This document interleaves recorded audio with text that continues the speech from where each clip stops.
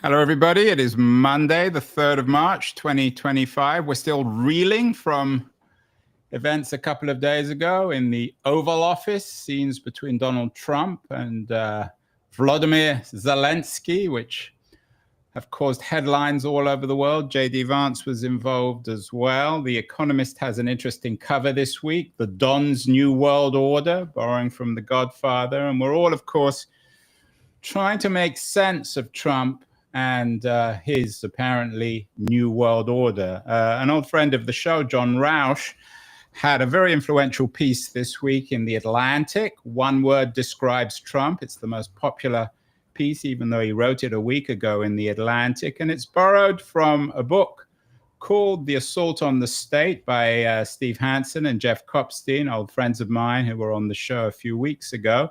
And I'm thrilled that both John and Jeff are joining me today.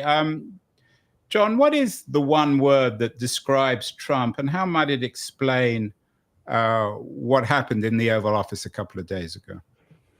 The one word is patrimonialism, a multisyllabic disaster coined over 100 years ago by Max Weber.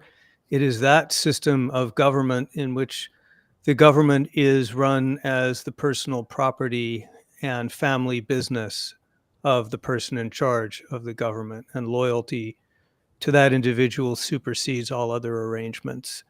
And that is what the Trump administration is in the process of imposing now. I was really struck with Vance's behavior in that conversation. It was like a grown-up or a parent talking to a child and kept on telling him to say thank you and arguing that he'd been rude. Jeff, did this incident in the White House, did it in the Oval Office, did it, in your view at least, bring to mind your arguments about patrimonialism? Yeah, absolutely. And thanks so much for having me on, John, for really getting the word out about this idea. So when Steve and I wrote this book, we were thinking really Weber says there are two ways of running administration. One is based on kind of loyalty to the individual, where the people follow the leader, the staff follows the leader because there's a sense of personal loyalty, personal affection. Think of kind of Don Corleone and his henchmen. The other reason that people might follow is because of the office and the rule of law, the person who holds it. Rather than being personalistic like with The Godfather, it's highly impersonal. And really what you got that's more modern authority. And really what you got this sense out of that meeting with Zelensky is that we were dealing here with a kind of, he was going to meet the Don, not just Donald Trump, but the Godfather himself.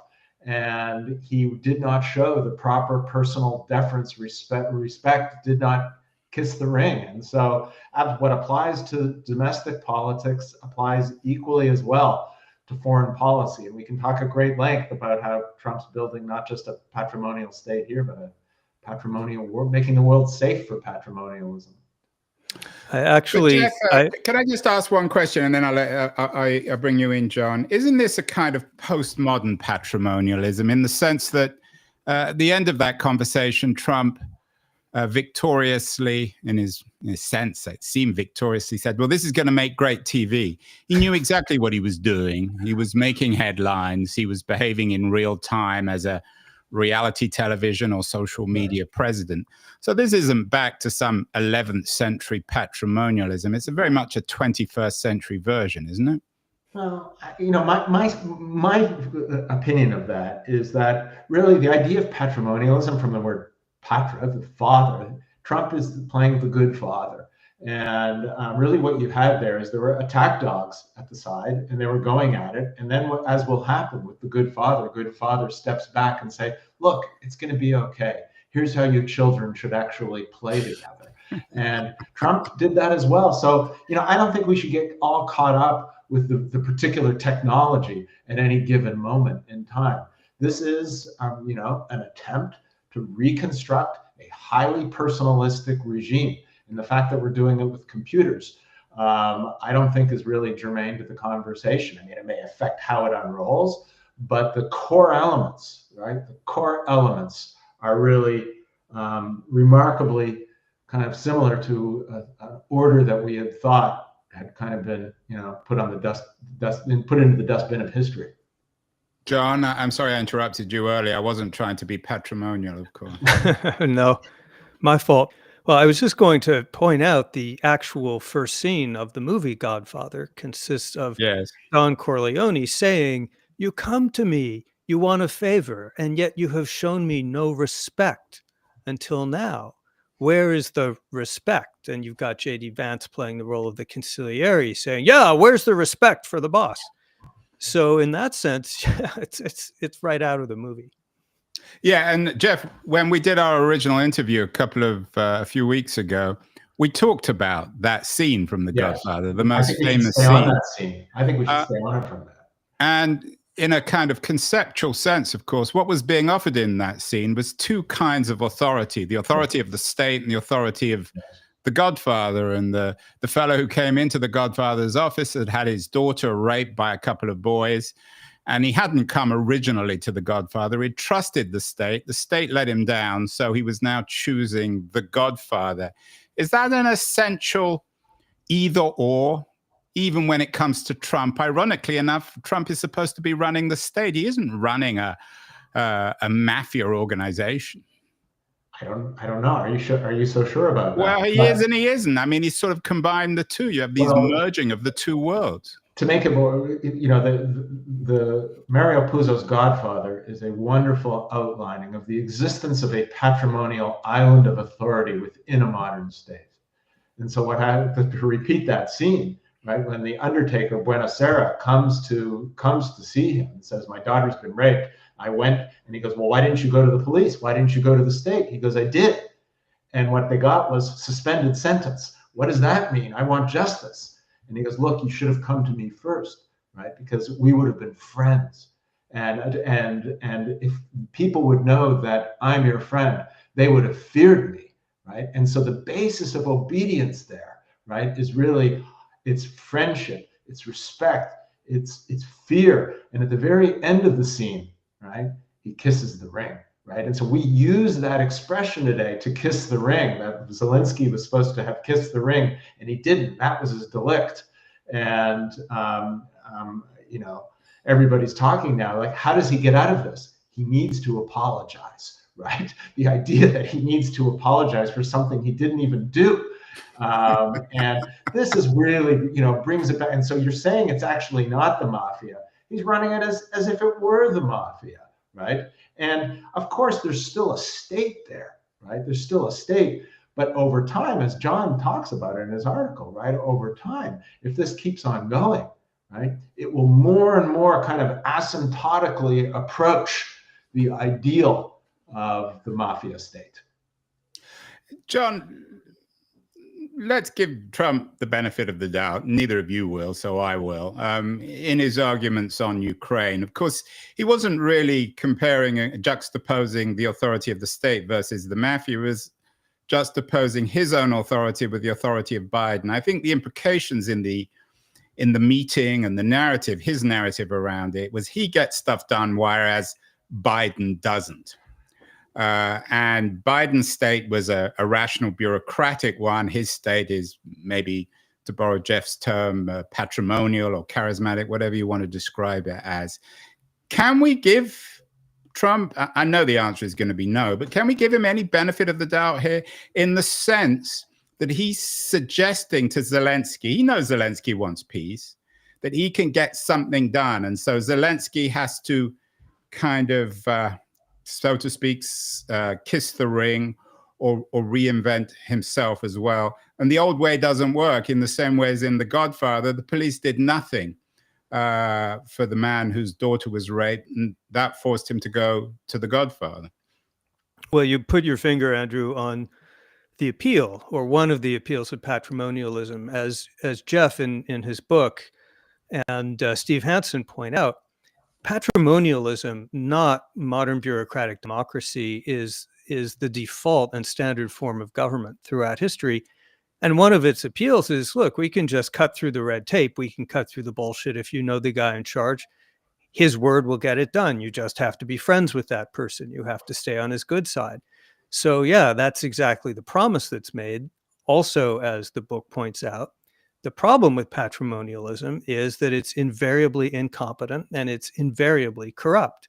It makes the promise that I can cut through all this stuff and help you.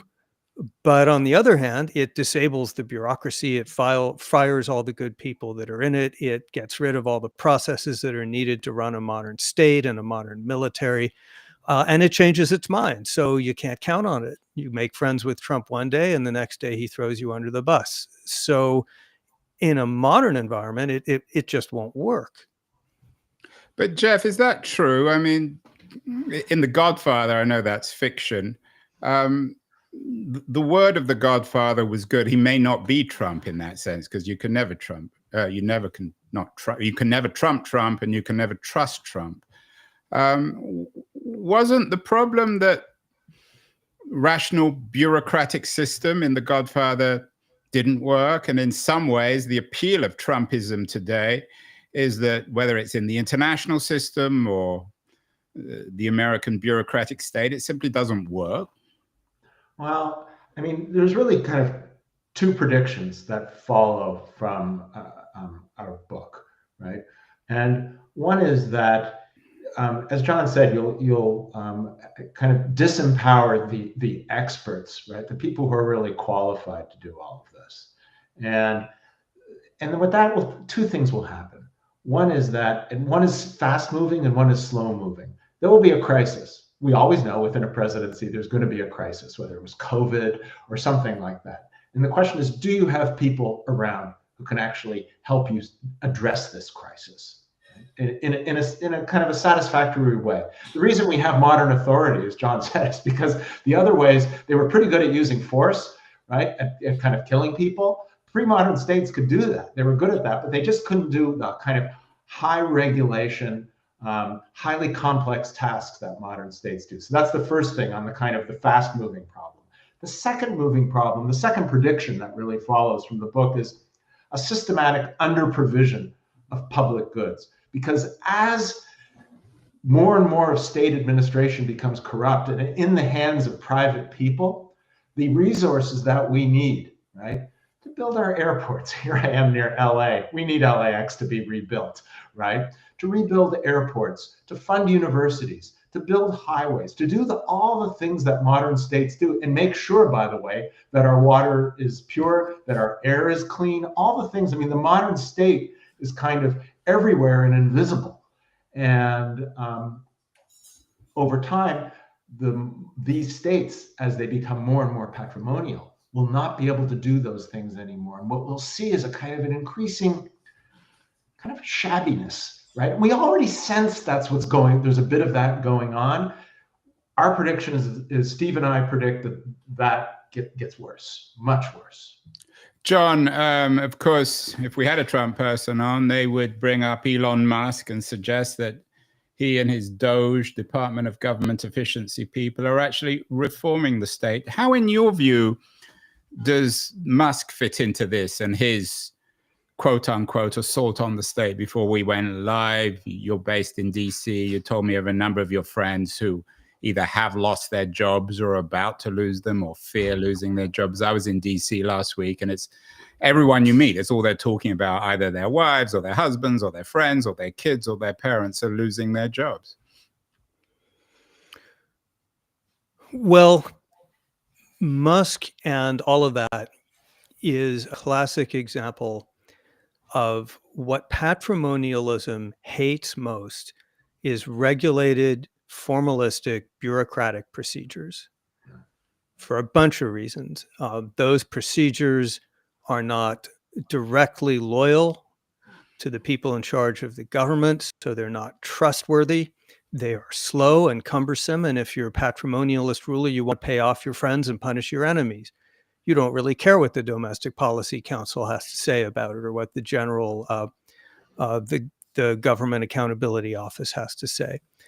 So what you do is you go out and you find someone who donated almost $300 million to your campaign, and you say to that person, who's an individual who has no standing with the government, has never had a Senate confirmed role, has no experience in government, and you tell that person, You be my man. You walk into whatever building you want to in the government, and just on my personal authority, rip the place open, look for savings, do whatever you want to do. And that's what's happening. I'm sure that Mr. Musk and his team may find some worthwhile savings. I'm also sure that they are shutting down entire agencies simply because they don't like them. These are congressionally chartered agencies. So what they're doing, circumventing Congress, circumventing the rule of law. That's what patrimonialism does. And in a year from now, we are going to see the smoldering remains of a lot of incompetent execution. Jeff, it's not just Musk. I'm talking to you from the West Coast. He's quite popular in some parts, certainly in Silicon Valley. There are a lot of other people very sympathetic to what Musk is doing. There's Thiel, of course, Mark Andreessen. They're all arguing that the state has grown too large. It's inefficient, it's corrupt, it's bloated. It doesn't encourage people to be accountable and take responsibility for their own lives. Is there any truth in any of those arguments? I mean, can't one believe in a bureaucratic state and still be opposed to bureaucratic waste? Absolutely. One could definitely. And no one really, I mean, the kinds of things we've been arguing about for 70 years in the United States, right, is how large or how small the state should be, the level of taxation in order to support that. That's not what we're talking about here. What John was just mentioning, we're talking about a kind of a search and destroy mission, right? This is the first stage of this is sort of what really makes modern patrimonialism different from the old one. The old one didn't have to deal with an already existing modern state, right? And so the new one, the first stage it's got to do, it's got to demolish that existing modern state. And that's the stage we're going through now. The second stage, however, is then you're going to have to repopulate it. And that's when you're going to get the loyalists, right? You're going to have to now, it may not be as populated as it was before. We'll see. Or it may be more. There's a whole faction of the Trump movement, if you will, which actually wants to have quite a large state, but a large state of loyalists. I mean, really, there are three groups who are interested in assaulting the state. One is the libertarians that you were just talking about from the Silicon Valley. The second are the kind of Christian nationalists who view the state as a kind of a secular organization that is kind of has driven religion from the public sphere where it properly belongs. And the third is the believers in kind of unfettered executive authority. And while those three groups don't always agree with each other, and you can figure out all the kinds of ways in which they don't, they can all agree that Trump's going to give them something of what they want. The problem is at the end of all of this, what you're going to get, as John just said, is a lot of incompetent loyalists. It could be a bloated bureaucracy. It could be a minimal bureaucracy. We don't know the answer to that question yet because we're only going through the demolition phase now. But no matter what, the principle that you're recruiting people based on merit and you're keeping them depoliticized by giving them civil service protections, that is being thrown out the window very quickly. Jeff, many years ago, you and I studied Lenin and Leninism together. Is there I always thought Bannon's very influential in Trump and Trumpist thinking. And he seems to me to be a Leninist from the right. Lenin, of course, was famous for wanting to seize the state. Is there a Leninist quality to all this? Have they learned from the master of power? It's so funny you raised that. He did use one phrase earlier on that is straight from Lenin, where he says he wants to smash the administrative state. Right? Yeah. That's smash the state. That's Lenin pure, right? The administrative is, of course, a very modern ideal, which we can talk about. There's a very interesting dispute that's worth watching between Musk and Bannon. Right? Bannon has criticized Musk as being a techno-feudalist, and which was really wonderful in a New York Times interview. And what's interesting is that people are constantly looking is there a divide, a kind of a split within the Trumpist movement that's going to cause a huge problem? And my prediction is no.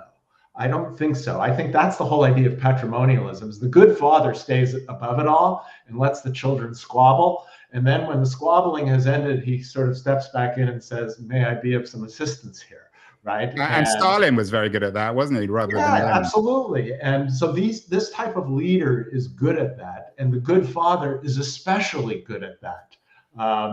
So that's my quick and dirty take on Leninism within the regime. John, your excellent piece in the Atlantic, essential reading for anyone who hasn't read it yet. One word describes Trump. But what does Trump want here? I mean, he hasn't been reading his Weber and hasn't saying, well, I'm going to be a patrimonial leader. I don't think he can I'm not sure he can read, certainly not read Max Weber. It's hard to read even for literati like ourselves. I mean, what does he want here? Does he want to just shrivel the entire state down to some big family so that he really does literally become Don Corleone and we all go in there and kiss the ring like he wants Zelensky to do? If you want to know what Trump wants, you are asking the wrong person. It's easier to say what he doesn't want. He does not want, I think, a classic authoritarian state, which is what Stalin built. That's where you have all those big, heavy structures like secret police and the big bureaucracies and the Politburo and the propaganda agencies. I think it's also pretty clear that he's not a libertarian. He doesn't really care about the size of government. He doesn't even care about waste, fraud, and abuse. You'll see a much larger, not much smaller debt and deficit under Trump.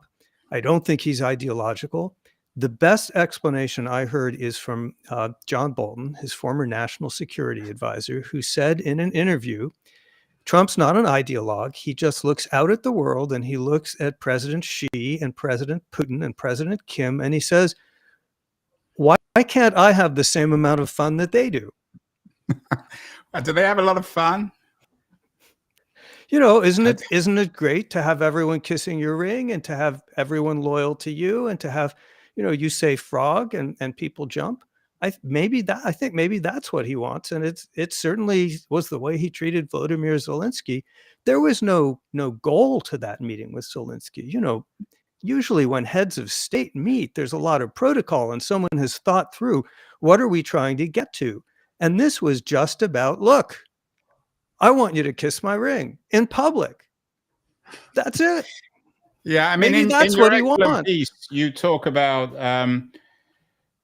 the only thing really Trump is interested in his own private property. Some of the headlines today are on his initiatives in crypto, for example, where he's created something called a U.S. crypto reserve, which seems to be just an excuse for him to amass a massive fortune.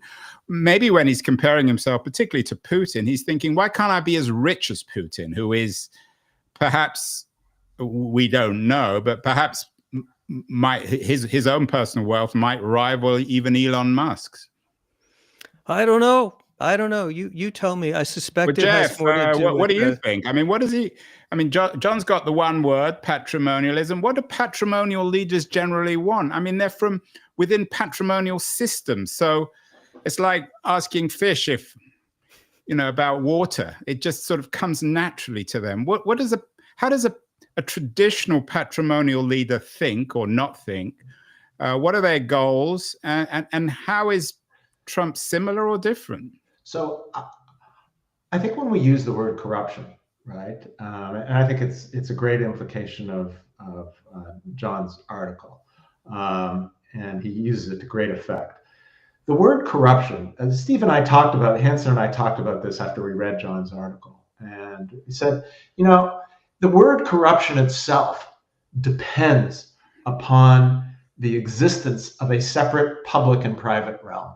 Once you've eliminated that, the word corruption loses its meaning. So in a truly patrimonial regime, there is no corruption, right? That is the use of public office for private ends, right? Which is the definition, our definition of corruption, right?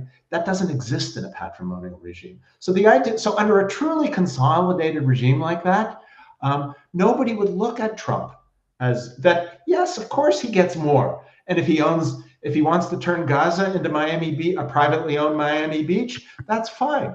And if all three of us have to mine strategic metals in Don Jr.'s gulag in Greenland, right? That's fine too, because you know what? They deserve no less. And if Elon Musk will get $400 million or how much ever money in orders for those Tesla trucks, right? That's no big deal under that kind of regime. It's accepted. And in return, however, right, in return, the father must take care of his children. Right? So if he can make things work, that's usually what they do. They do like big projects like Putin in the Olympics, like the Sochi Olympics, right? If you could rebuild LAX, right? I use LAX a lot, so I'm using it as a running example. It's not that bad, LAX. I mean, it's better than Chicago or Atlanta. We could go there, but or Dallas, actually, John's local airport.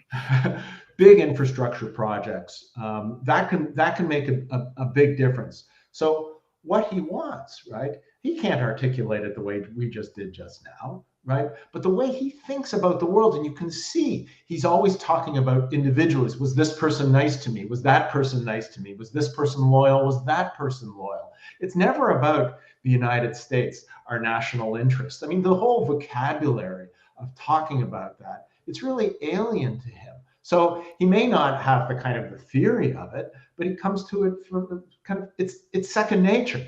Weber talks how about it's very difficult to staff a state. It's very difficult to do that. And people like Trump, right? They just don't take anybody. Max Weber, his idea of staffing a state, where patrimonialism comes from, he says, look, under most conditions, right, leaders have no means for actually staffing their organizations. And so what they do is they choose family and friends. And he talks about the extended household, right? So you think of Mar-a-Lago as the extended household and all the hangers on there, right? And the kinds of people he's chosen, right? I know it sounds funny, right? But this is the reality we're living in right now. And it's not going to be funny. It's funny until it's not anymore, right? And so that's how he's proceeding. And what he wants is a state that's built on personal loyalty, not on procedures, not on the kind of impersonal rule of law expertise that has characterized our lives until now. All three of us were sort of old, right? That's the lives we've been living until now. And it's hard to see the other side, right? What that other side may look like, because it's in the process of being born. Andrew, John, just if I could just amend that, Andrew, the question properly maybe shouldn't be why does Trump want the things he wants? It's why were things ever different from the way Trump wanted? What he's doing is the traditional, natural, standard system of government. That's what most monarchies are, right? It belongs to the head of state, and we all pay loyalty to that person. So the real question is, why did we manage to sustain something different from that until January 20th of 2025? John, Trump hasn't made any great secret of that. Even, I think, recently talked about being king. You're a constitutional scholar immersed in American history. I think James Madison is your great hero. What is happening here? Is this, again, some comic or tragic comic interlude in American history? The guy was elected. He never made any secret about any of this. I mean, Jeff and Hansen have done a great job teasing this out in Weberian terms. You don't need to be a Weberian scholar to understand this. The majority of Americans voted for him. I think he still has more than 50% approval. What is happening here? When an American president boasts about being king and doesn't dress up, so to speak, his ambition to become the American Don Corleone. I think his approvals are below 50, and but they're around 50. So yeah, they're around 50. I just want to deprive him of that thing. I ask myself that question, Andrew, every day, and it's the sort of thing that I would turn to a smart foreign British journalist for an answer for, someone like you, because I don't understand it. You're correct. Trump was very clear about what he wanted to do. I wrote an article for The Atlantic in August 2022, predicting that he would do the things he's now doing, and he's doing them all right on cue, much faster than I expected. That's different. He's doing in weeks what I thought would take months, and months what I thought would take years.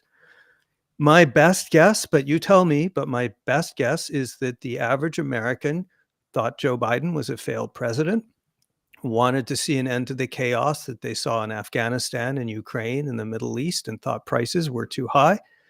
And the Republicans were the out party, and so they voted for change. And I don't really think they paid much attention to the kind of thing that we're talking about. They think they saw government as big and bloated and distant, and wanted to see it reformed, but didn't really know what that meant. And I don't know that this will get their attention really, unless and until the Social Security or Medicare checks dry up. So I why don't know, don't the though. What do you majority of think? Americans, why are they not profoundly offended by a president who isn't shy to express his ambition to be a king, which is supposedly what the republic was founded against?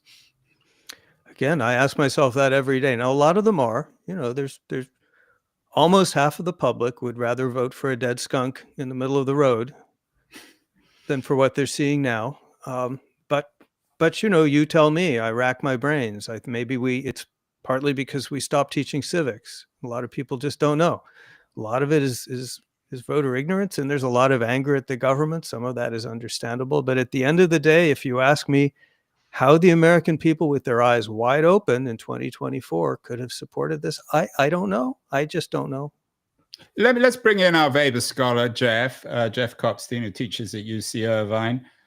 Jeff, you built your excellent argument on assault on the state around Weber. You've been studying him all your life. Weber himself is as well known for his theory of the iron cage and the Protestant ethic as he is about patrimonialism. Didn't Weber warn us about this? And wasn't his great fear not so much Trump, but bureaucratization? In a way, I mean, Weber makes an argument, a famous argument, in his book, The Protestant Ethic and the Spirit of Capitalism. And he said, look, the world has developed, and the world has developed capitalism. And it developed capitalism for a whole range of reasons. And one of them was because of Protestantism. And I won't get into that argument right here. But he says at the very end of the book, he goes, how long is this going to last, this capitalism business, right? And he says, it's not going to end. It's never going to end. What happens after global capitalism is global capitalism. And it'll last, he says, until the last lump of coal is burned. Why does he say that? He says, because this idea of rationality, you can't put it away. It's not going to go away. You're always going to have bureaucracy. You're always going to have markets. And if you try to construct a world in which those don't exist, he was in favor of markets and in favor of bureaucracy. He said, if you construct a world in which those don't exist, what you're going to go to is some form of ancient Egypt, right? And so he actually, when he starts talking about the Soviet Union, remember, the Soviet Union just came into existence a few years before he dies. He says, he took a look at that because they're calling that communism, but that really looks some kind of like they're trying to build the pyramids there, right? It looks awful.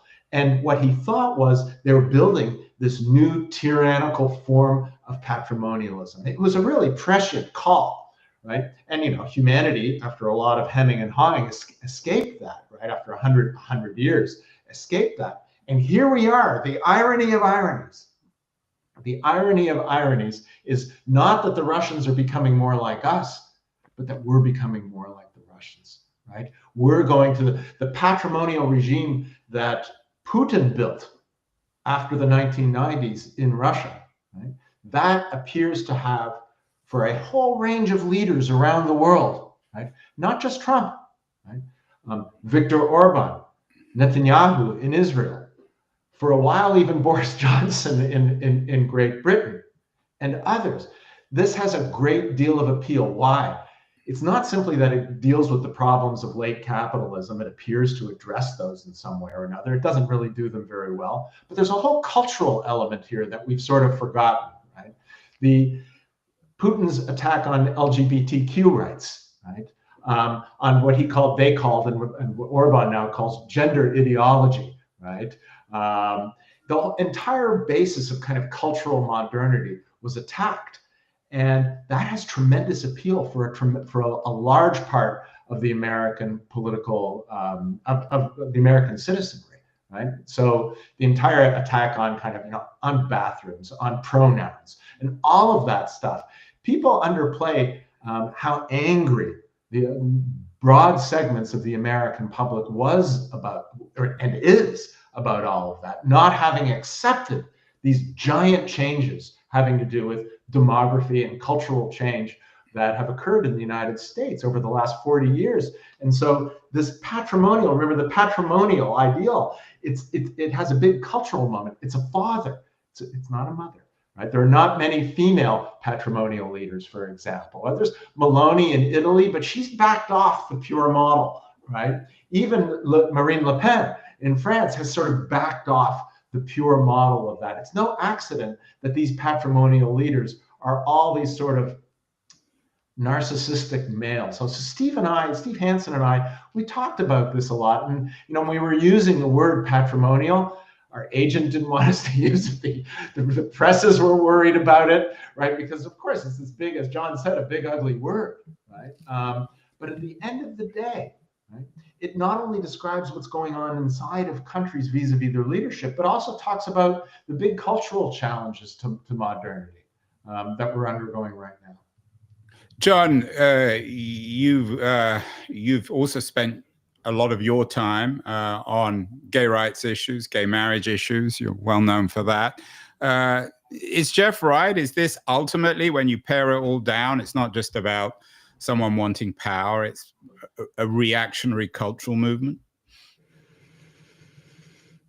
We're certainly seeing a reactionary cultural movement.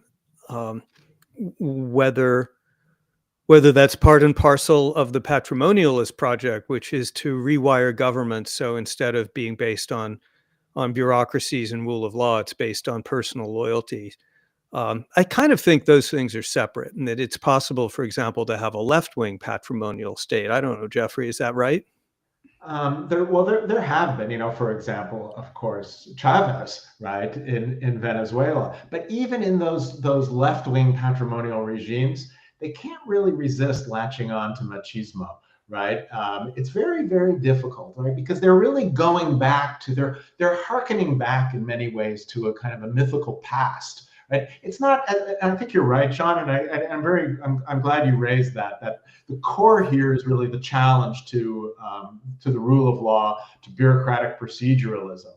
But there's a cultural moment in all of this, which is very important, I think, and that shouldn't be forgotten. And we won't really grasp the entire thing. I mean, ours is just one pass at this. I'm sure others will go into it too.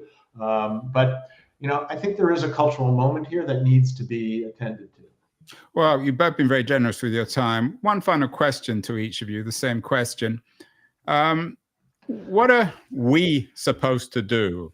Do we just fall back on our nostalgia for a rational legal state, for the bureaucracy that did exist, at least up until 2025? We had Tim Wu, John, on the show recently. He had an interesting long essay in Liberties on the need for a decentralized capitalism. You're a centrist. You're not even a progressive, but you're certainly closer to being a progressive than a Trumpian. What are progressives supposed to do? Are they supposed to just become conservative, or are they supposed to play the game too and reinvent themselves to be able to keep up with Trump and his patrimonialism? In other words, can there be if not a tolerant, open patrimonialism from the left, something that is able to compete with that in the 21st century? Well, in the short term, as you know, in the article, I say that there is one overriding strategy that the left and the center and anyone who wants to oppose the imposition of this patrimonial regime should emphasize, and it's corruption. And it should be a message, an organized, systematic, coherent, day and night, nonstop message that this is the most corrupt presidency ever. First, because it is, and second, because historically, whether in the American progressive movement or in modern Ukraine, many other places, anti-corruption is how you take these guys down. That's something that people understand and do react to. So the first priority for the next 2 years, when Democrats have no power and progressives and centrists have no power, you go after corruption. In the longer term, what does the agenda look like? I think it's the good old-fashioned stuff that I know you and I have been around this bush once or twice before, Andrew, but I'm at Brookings. I still think that there's no substitute for trying to come up with better ideas that will help improve things for people and make stuff work better. And there is no shortage of those ideas, all kinds of things. They're not being done under this administration, but there is no shortage of ways to make the system work better for people. So that's, in the longer term, that's where we got to go. I think it's just old-fashioned spade work. But in the short term, you fight them on corruption. Jeff, two things come to mind on this. Firstly, I'm always slightly upset with Michelle Obama for not running. I understand she didn't want to be president, but I think she had an obligation. Certainly a female matriarchal figure running against Trump would have been more interesting than the last election. And secondly, there are lots of digital progressives who argue that Doge actually isn't such a bad idea. It just needs to be done properly. So what are your thoughts on progressives coming up with 21st century alternatives to the kind of populist patrimonialism that seems to exist? And can we both reform the state and capitalism to keep up with the Leninists now in power in America? Yeah. Well, in the first place, I wouldn't know how to label myself on all of that kind of progressive, liberal, whatever. But as a matter of principle, I don't think family dynasties are a good idea within politics, right? Either from the left or the right. I started off I was born in Canada, and so we have a Trudeau dynasty now in Canada, which appears to be kind of reaching its death throes in that country. I think there's a kind of I'll use John's thing, a short run, long run thing, right? But let me start with the long run first. In the long run, I think it's really important that we understand what the problem is, right? That it's not simply an attack on democracy. It's not simply a populist attack on democracy. Yes, that's a problem. But Steve and I do not disagree at all that that's a problem. But really, there's this bigger problem, and that's an attack on the organizations that keep the world, that make the world modern, right? And that's why patrimonialism matters. So we need to label the thing correctly. That's number one. But I think in the short run, what I've seen in the last several weeks, very interesting, and you guys are more the journalists than I am, are these stories in the press that talk about what our civil servants actually do for us, right? The basic stories, right? The people at the Forest Service, the park rangers, the EPA, people who are doing the ordinary quiet jobs, and what life is going to be like without them. What is it going to be like to have no tsunami alerts in Hawaii, right? What's that going to be like, right? We don't think about that very much, but I think it's important that many of these people are highly idealistic. Most of these people could have gone into the private sector and made a lot more money. Many of them are much smarter than Elon Musk, right?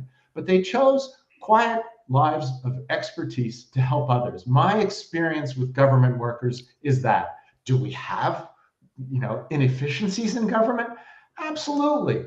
But I put it to you, the mechanisms for finding those efficiencies are not to be found, right, in the crowd hanging around Elon Musk, much less a 21-year-old guy named Big Balls who's going to find us the giant efficiencies in government. And this is ridiculous. We're intelligent people here. We should actually improve what we have.